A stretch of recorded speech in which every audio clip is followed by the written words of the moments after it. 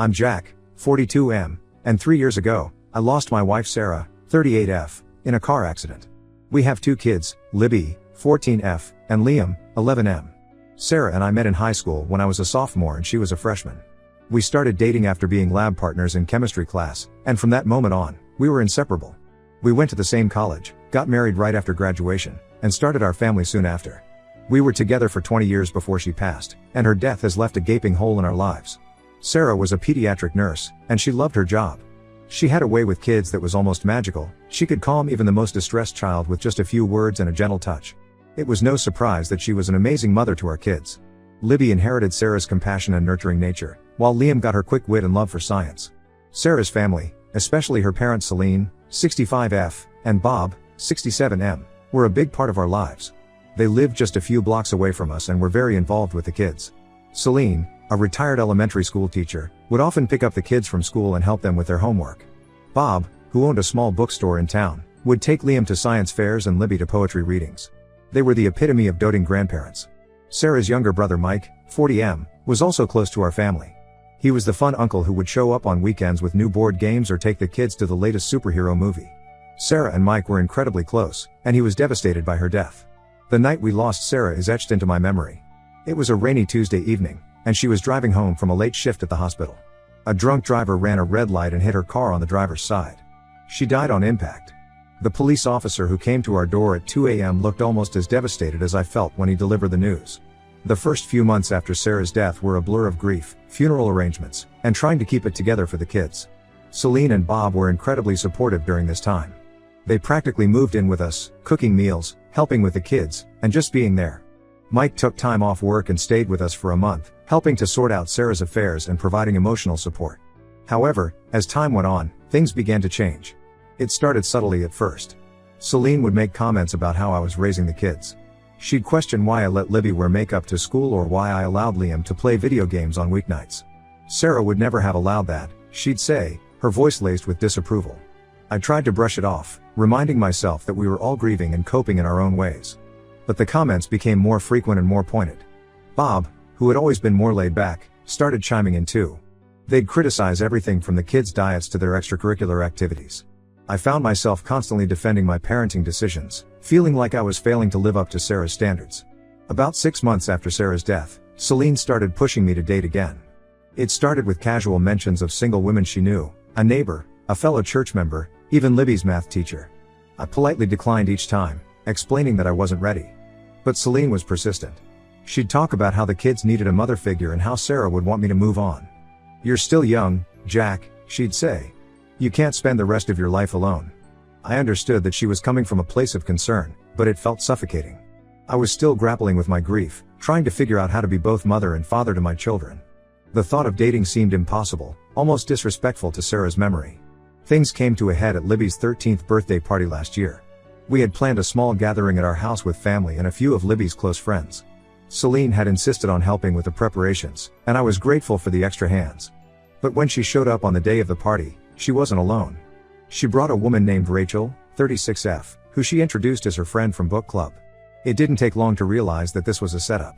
Rachel kept trying to engage with me and the kids, asking pointed questions about our lives and interests. She was overly familiar, touching my arm when she laughed at my jokes and offering to help serve the cake. Celine hovered nearby, beaming at us like a matchmaker who had just made the perfect pair. I was furious, but I didn't want to cause a scene at Libby's party. I could see the confusion and discomfort on my daughter's face, and Liam had retreated to a corner with his video game, avoiding interaction altogether. Mike, who was also at the party, shot me sympathetic looks but didn't intervene. After the party, once all the guests had left and the kids were in bed, I confronted Celine. She admitted to setting me up with Rachel, saying it was for the kids' sake. She went on about how Rachel was a widow too and would understand our situation. I told her that her behavior was unacceptable and that she needed to back off. Celine got defensive, accusing me of denying the kids a chance at having a complete family again. "Sarah wouldn't want you to be alone," she insisted. "She'd want the kids to have a mother." "They have a mother," I snapped back. "Just because Sarah's gone doesn't mean she's not their mother anymore." From that point on, every interaction with Sarah's family became tense. They'd criticize my parenting at every turn, push for me to date, and even started telling the kids that I was being selfish by not giving them a new mom. It got to the point where Libby came to me in tears one night, saying she felt guilty for not wanting a stepmom. "Grandma says I should want a new mom," she sobbed. but I don't want anyone to replace mom. Does that make me a bad person? That was the last straw for me. I decided to limit contact with Sarah's family. I told them they could only see the kids if I was present, and I cut off all one-on-one communication between them and the children. They were outraged, accusing me of trying to erase Sarah's memory and rob the kids of their only connection to their mother. Celine and Bob started showing up unannounced at our house, demanding to see the kids. They'd call at all hours, leaving long, guilt-tripping voicemails. Mike tried to play peacemaker at first, but even he eventually sided with his parents, saying I was being too harsh. Now, Mike is getting married next month to his longtime girlfriend, Sophia. The kids were invited to the wedding, but I told Mike they wouldn't be attending without me. He says I'm being unreasonable and using the kids as pawns in my fight with his parents. Sarah's entire family is calling me an asshole for keeping the kids away from them. I feel like I'm protecting my children from manipulation and unnecessary stress, but I'm starting to wonder if I'm overreacting. The kids miss their grandparents and uncle, but I don't trust Sarah's family to respect my boundaries. Am I the asshole for refusing to let my kids see their late mother's family without me? Update 1. It's been about a month since my original post, and a lot has happened. First, I want to thank everyone for their supportive comments and advice. It really helped me gain perspective on the situation and gave me the courage to take some necessary steps. After much consideration, I decided to have a serious talk with Sarah's parents, Celine and Bob. I invited them over to my house while the kids were at school, thinking a neutral ground might help keep things civil. I spent the morning before their arrival pacing nervously, rehearsing what I wanted to say. When they arrived, the tension was palpable. We sat in the living room, surrounded by photos of Sarah and the kids, a stark reminder of why we were all there. I started by explaining my concerns about their behavior and how it was affecting the kids. I told them about Libby's tears and guilt over not wanting a new mom, and how Liam had become withdrawn and anxious around them. I was firm but tried to be understanding of their grief. To my surprise, Celine broke down in tears. It was the first time I'd seen her cry since Sarah's funeral. She admitted that she'd been struggling to cope with Sarah's death and had projected her pain onto me and the kids. She confessed that pushing for me to date was her way of trying to fill the void Sarah left behind. I just miss her so much, Celine sobbed. Every time I look at Libby, I see Sarah at that age. I'm terrified of losing that connection. Bob, who had always been quieter about the whole situation, apologized for not stepping in sooner to curb Celine's behavior. He admitted that he'd been so focused on supporting his wife that he'd neglected to consider how their actions were affecting us. We had a long, emotional conversation where we all shared our feelings about losing Sarah. I told them about the nights I still woke up reaching for her, only to find her side of the bed empty. They shared stories about Sarah's childhood, some of which I'd never heard before. It was the first time since her death that we'd really opened up to each other, and it felt like a dam had broken. Celine and Bob agreed that their actions had been inappropriate and promised to respect my boundaries going forward. We came to an agreement: they could see the kids once a week for dinner at our house, and I would be present. They also agreed to stop pushing the idea of me dating or the kids needing a new mom. However, the situation with Mike's wedding was still unresolved. I explained to Celine and Bob why I was hesitant to let the kids attend without me. I told them about my fears of other family members trying to manipulate the kids or make them feel guilty about our current situation. To my surprise, Celine and Bob offered to act as buffers between the kids and any family members who might cause problems. They promised to stick with Libby and Liam throughout the wedding and reception, and to bring them home if anyone made them uncomfortable. We've already lost so much time with them, Bob said. We don't want to miss out on this important family event. After thinking it over for a few days, I decided to let Libby and Liam attend the wedding with their grandparents. Before they left, I had a long talk with the kids about setting boundaries. I told them they could call me at any time if they felt uncomfortable, and I made sure they had both my number and Mike's programmed into their phones. The day of the wedding, I was on edge the entire time the kids were gone. I must have checked my phone 100 times, expecting a call or text saying something had gone wrong. But when they came home that night, they were happy and excited. They talked over each other, eager to tell me about the ceremony, the cake, and the dancing. Libby gushed about how beautiful Sophia's dress was and how she'd caught the bouquet. Liam couldn't stop talking about the awesome DJ and how Uncle Mike had let him request songs. They both mentioned that a few relatives had asked about me, but said that Grandma and Grandpa had quickly changed the subject each time. I'm cautiously optimistic about the future of our relationship with Sarah's family. It's going to take time to rebuild trust, but I feel like we're on the right path. The kids are happy to have their grandparents back in their lives, and I'm relieved that we've found a way to move forward that respects everyone's feelings. We've had 2 family dinners since the wedding, and they've gone surprisingly well. Celine and Bob are making a visible effort to respect my parenting decisions, and they've stopped making comments about me dating. Instead, they're focusing on building their relationship with Libby and Liam. Last week, Bob brought over some of Sarah's old journals from when she was Libby's age, and they spent the evening reading them together and laughing over Sarah's teenage drama. It's not perfect, and we still have a long way to go, but for the first time in months, I feel like we're all on the same team again. We're all just trying to keep Sarah's memory alive while finding a way to move forward. It's a delicate balance, but I think we're finally starting to get it right. Update 2. It's been 3 months since my last update, and I wanted to share some developments. Things with Sarah's family have been going relatively smoothly. Celine and Bob have been keeping their weekly dinner dates with us and respecting our boundaries. The kids are happy to have their grandparents back in their lives, and I've noticed a positive change in their overall mood. Libby has been spending more time with Celine, learning to knit and bake, 2 of Sarah's favorite hobbies. It's bittersweet to watch, but I can see how much it means to both of them to have this connection. Liam and Bob have started a model airplane building project in the garage, something Sarah and I had always talked about doing with him but never got around to. However, a new situation has arisen that's causing some tension. About a month ago, I met someone. Her name is Olivia, 39F, and we connected at a work conference in Chicago. I'm an architect, and she's an urban planner. We met during a panel discussion on sustainable city design and ended up talking for hours afterwards. Olivia is smart, funny, and passionate about her work. She's also a single mom to a 10-year-old boy. We've been on a few dates since the conference, and I really enjoy her company.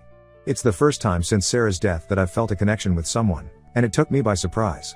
I haven't introduced Olivia to the kids yet, as I want to be sure about the relationship before taking that step. But I did mention to Libby and Liam that I've been seeing someone. Their reactions were mixed. Libby seemed okay with it, even a bit excited for me. She asked a lot of questions about Olivia and seemed genuinely interested.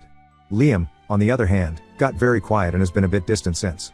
He hasn't said anything negative, but I can tell he's struggling with the idea. The real problem started when Celine found out. Libby accidentally mentioned it during one of our family dinners. She was talking about a book she was reading for school, and she said, "Dad's friend Olivia recommended it to me." Celine's reaction was unexpected. She burst into tears and accused me of betraying Sarah's memory. Bob tried to calm her down, but she left in a huff. Since then, Celine has been calling and texting me nonstop, alternating between anger and pleading. She's saying things like, "How could you do this to Sarah? And the kids aren't ready for this." She's brought up the fact that it's only been 3 years since Sarah passed, as if there's some magical timeline for when it's okay to move on. Bob is more level-headed and has been trying to mediate, but it's clear he's uncomfortable with the situation too.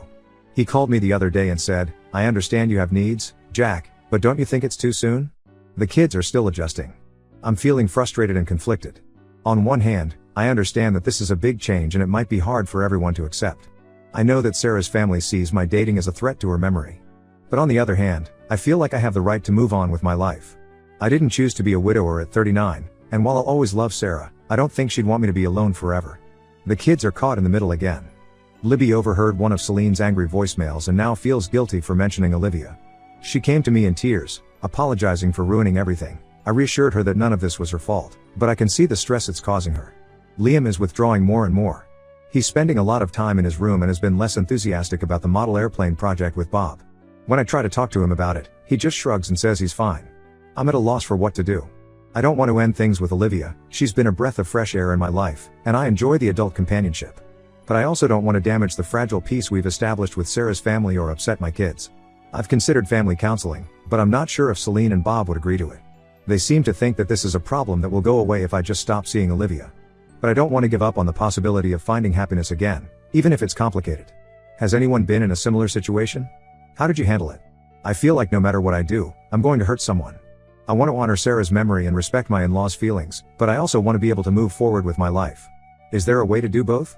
Update 3, it's been 2 months since my last update, and I wanted to share the resolution to this situation.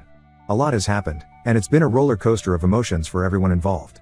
After Celine's initial outburst about Olivia, things got worse before they got better. Celine started calling the kids directly, despite our agreement about communication. She would tell them how upset she was about me dating and how it was disrespectful to their mother's memory. This really upset Libby and Liam, and I had to step in immediately when I found out about Celine's calls to the kids. Libby came to me one evening, clearly distressed, and showed me a series of text messages from Celine.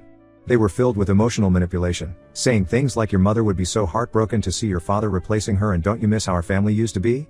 Liam had received similar messages, though he'd been trying to hide them from me. This was the final straw. I decided to take a firm stand. I called a family meeting with Celine, Bob, and the kids. I asked Mike to be there too, hoping his presence might help keep things calm. We gathered in our living room on a Saturday afternoon, the tension palpable as everyone took their seats. I started by addressing Celine and Bob directly. I told them that while I understood their pain, their behavior was unacceptable.